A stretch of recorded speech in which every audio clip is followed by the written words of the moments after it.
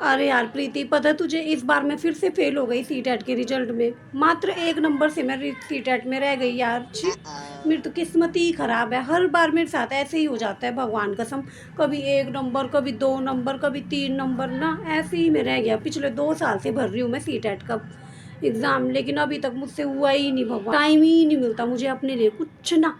बच्चों को पढ़ाओ कि खुद पढ़ो कि क्या करो, घर के काम करो कि उनको स्कूल भेजो कि क्या करो, समझ ही में नहीं आता मुझे।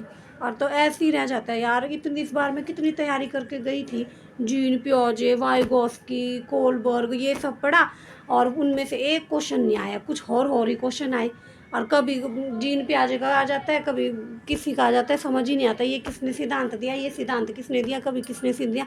मेरे दिमाग में तो पूरी चरखी घूम रखी है इन सिद्धांतों की, भगवान कसम। तो ऐसे में ना रग-बग हो जाता है मुझे, और गलत हो गई मेरे बहुत सारे प्रश्न यार, और तक सीटेट नहीं हुआ मेरा इस बार पास। छी, अब क्या करूँ मैं, हर बार ऐसे ही हो जाता है मुझसे। मुझे नहीं लग रहा कि मैं इस टाइम कुछ भी एग्ज़ाम दे पाऊँगी। बीपीएससी, टीआरई सब चले गए, भगवान कसम।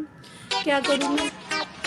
ऐसा कुछ नहीं है, हमने भी तो क्रैक किया है एग्ज़ाम, हमारे भी तो बच्चे हैं, और हमने भी पूरा अपना घर परिवार का काम किया। तुम लड़कियां ना बस बहाने लगाती रहती हो कि घर परिवार को देती रहती हो दोष। जब देखो इंस्टाग्राम की रील चलाने के लिए कैसे मिल जाता है तुम्हें टाइम, है व्हाट्सअप देखने के लिए, फेसबुक देखने के लिए, उनके लिए तो खूब एक्टिव रहता। अब देखो टाइम तो निकालना ही पड़ता है ना स्टडी के लिए, हैं। कम से कम जब रात को सब काम निपट गए, तुम्हारे बच्चे सो गए, तो उस टाइम पे 1 घंटा पढ़ लो।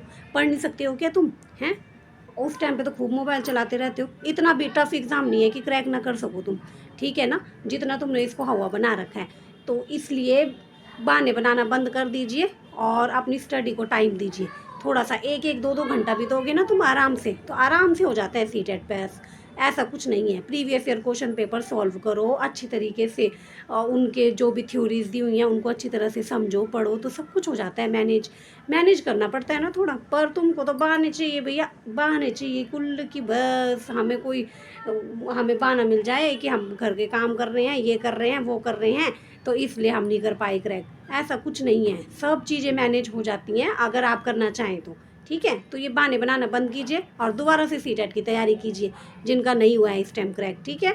और अपनी स्टडी के लिए एक घंटा जरूर निकालें रोज़ प्रतिदिन। और तुम लोग पता है कब निकालते हो टाइम?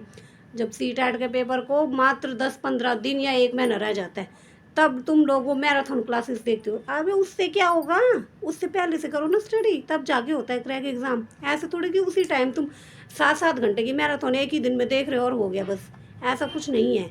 तो उसके लिए पहले से तैयारी करनी पड़ती है भाई, तब जाके होता है एग्ज़ाम क्रैक। ऐसे नहीं कि बस तुम्हें तो ये है कि हमसे नहीं हो पा रहा है, भाई यही आता है तुम्हें करना, और तो कुछ आता नहीं।